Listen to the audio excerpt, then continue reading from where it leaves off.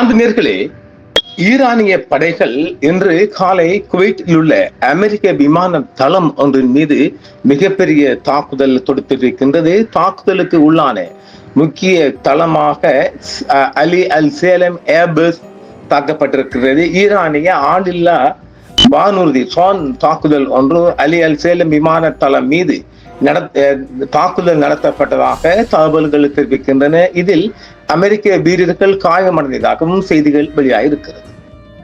தெற்கு ஈரானின் பந்தர் அப்பாஸ் விமான நிலையத்துக்கு அருகில் அமெரிக்க படைகள் இன்று காலை வான்வழி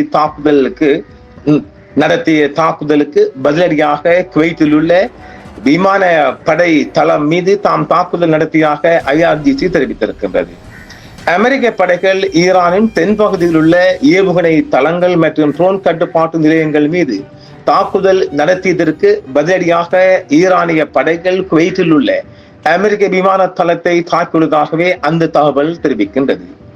ஈரான் மற்றும் அமெரிக்கா இடையே ஏற்கனவே நிலவி வந்த போர் சூழலில் சமீபத்தில் ஏற்பட்ட போர் நிறுத்த ஒப்பந்தம் தற்போது மிகவும் பலவீனம் அடைந்துள்ள நிலையில் இந்த தாக்குதல் நடைபெற்றிருக்கின்றது. அமெரிக்கா தனது பாதுகாப்பு நடவடிக்கையாக ஈரானின் பந்தர் அப்பாஸ் பகுதியில் இருந்த தரை கட்டுப்பாட்டு நிலையம் மற்றும் ட்ரோன்களை தாக்கி அளித்ததாக கூறியிருக்கிறது. இந்த தாக்குதலுக்கு பதிலடியாக குவைத்தில் உள்ள அமெரிக்க விமான தளத்தின் மீது தாங்கள் தாக்குதல் நடத்தியுள்ளதாக ஈரானின் இஸ்லாமிய புரட்சி காவல் படையினர் தெரிவித்துள்ளனர். குவைத் ராணுவமும் தங்கள் நாட்டில் ஏவுகணை மற்றும் ட்ரோன் தாக்குதல்கள் நடந்ததை உறுதிப்படுத்தி இருக்கின்றது. இந்த பரஸ்பர தாக்குதல்கள் மத்திய கிழக்கில் பதற்றத்தை மீண்டும் அதிகரித்துள்ளன. பந்தர் அப்பாஸ் அருகே அமெரிக்க தாக்குதல்களையும் ஒமானை வெடிவைத்து தகர்ப்போம் என்று ட்ரம்ப் ஏற்கனவே கொடுத்திருக்கின்ற அச்சுறுத்தலையும் தெஹ்ரான் கண்டித்திருக்கிறது. இன்று மே 28 அதிகாலை குவைத்தில் உள்ள அமெரிக்க விமான தளம் மீது ஈரானிய படைகள் தாக்குதல் நடத்தியதாக ஈரான் உத்தியோகபூர்வமாக அறிவித்துள்ளது. இது சரியாக ஈரானின் இஸ்லாமிய புரட்சி காவல் படை இந்த தாக்குதல் உள்ளூர் நேரப்படி இன்று அதிகாலை சுமார் 5 மணி கடந்து இந்த தாக்குதல் நடைபெற்றிருக்கின்றது. ஏற்கனவே இந்த தாக்குதல் குறித்த செய்திகள் நாம் காலை வேளையிலே தந்திருக்கின்றோம் இல்லையா? ஈரான் தரப்பில் தெற்கு ஈரானின் பந்தர் அப்பாஸ் விமான நிலையத்திற்கு அருகில் அமெரிக்க விமான படைகள் வான்வழி தாக்குதல் நடத்தியதற்கு பதிலடியாகவே இந்த தாக்குதல் மேற்கொள்ளப்பட்டதாக தெரிவிக்கப்பட்டுள்ளது. குவைத்தின் ராணுவம் தங்களின் வான் பாதுகாப்பு அமைப்புகள் ஏர் டிஃபென்ஸ் சிஸ்டம் ஏவுகணை மற்றும் ஆளில்லா விமான தாக்குதலை தடுத்து இடைமறுத்தியதாகவே குவைத் ராணுவ படைகள் தெரிவித்திருக்கின்றது. குவைத் நகரில் அதிகாலை 6 மணிக்கு முன்னதாக வான் பாதுகாப்பு நடவடிக்கைகள் மேற்கொள்ளப்பட்டதாகவும் தெரிவிக்கப்படுகிறது. இந்த மோதல்கள் ஏற்கனவே நடந்து வரும் அமெரிக்கா ஈரான் பதற்றத்தை மேலும் அதிகரித்துள்ளன. அமைதி பேச்சுவார்த்தைகள் நடந்து வரும் சூழலில் இரு தரப்பிலும் இந்த தாக்குதல்கள் நடந்துள்ளது குறிப்பிடத்தக்கது.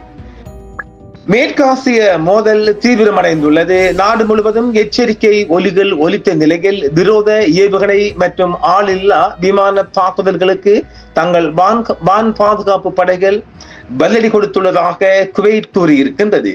இந்த நிகழ்வுகள் உலகில் முக்கிய எரிசக்தி பாதையான ஹார்முஸ் ஜலசந்தியை சுற்றியுள்ள பாதுகாப்பு குறித்த கவலைகளை மீண்டும் எழுப்பியுள்ளது. தெஹ்ரானுடனான பேச்சுவார்த்தைகளுக்கு மத்தியில் இந்த நீர்வழி பாதையை யாரும் கட்டுப்படுத்த போவதில்லை என்று அமெரிக்க அதிபர் டொனால்ட் ட்ரம்ப் ஏற்கனவே அறிவித்ததை தொடர்ந்து இந்த பதற்றம் அதிகரித்திருக்கிறது.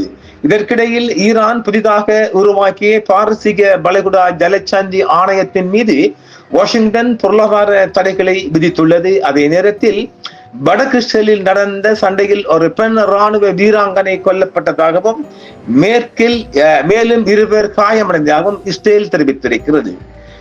அமெரிக்க ஈரான் போர் ஒமானுக்கு ஈரான் ஆதரவு அமெரிக்க அச்சுறுத்தல்கள் மற்றும் பந்தர் அப்பாஸ் தாக்குதலை கண்டனம் தெரிவித்திருக்கின்றது. ஹார்முஸ் ஜலசந்தி தொடர்பாக வளைகுடா நாடான ஒமானை வெடிவைத்து தகர்ப்பதாக முன்னர் அமெரிக்க அதிபர் டொனால்ட் ட்ரம்ப் அவர்கள் அச்சுறுத்தியதை தொடர்ந்து ஈரான் ஒமானுக்கு தனது ஆதரவை வெளிப்படுத்தி இருக்கின்றது.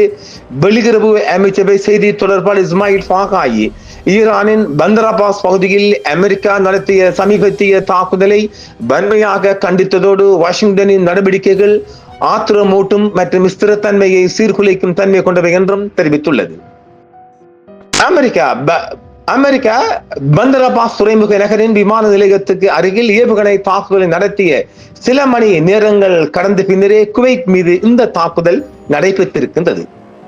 இந்த தாக்குதலானது எதிரிக்கு விடுக்கப்பட்ட கடுமையான எச்சரிக்கையாகும் என்றும் எந்த ஒரு ஆக்கிரமிப்புக்கும் பாரிய உரிய பதிலடி கொடுக்கப்படும் என்பதையும் அவர்கள் புரிந்து கொள்ள வேண்டும். இது மீண்டும் நடந்தால் எங்களது பதில் இதைவிட தீர்க்கமானதாக இருக்கும் என்றும் ஈரானிய பாதுகாப்பு படை அறிவித்துள்ளது. இருப்பினும் இது குறித்து அமெரிக்க பாதுகாப்பு தரப்பு இதுவரை எந்த ஒரு உத்தியோகபூர்வ அறிவிப்பையும் வெளியிடவில்லை. ஆனால் இப்பொழுது பந்தர் அப்பாஸ் பகுதியில் ஈரானிய ராணுவ படை ஒரு அலர்ட்டில் இருப்பதாகவே உலக செய்திகள் தெரிவித்த வண்ணம் இருக்கின்றது.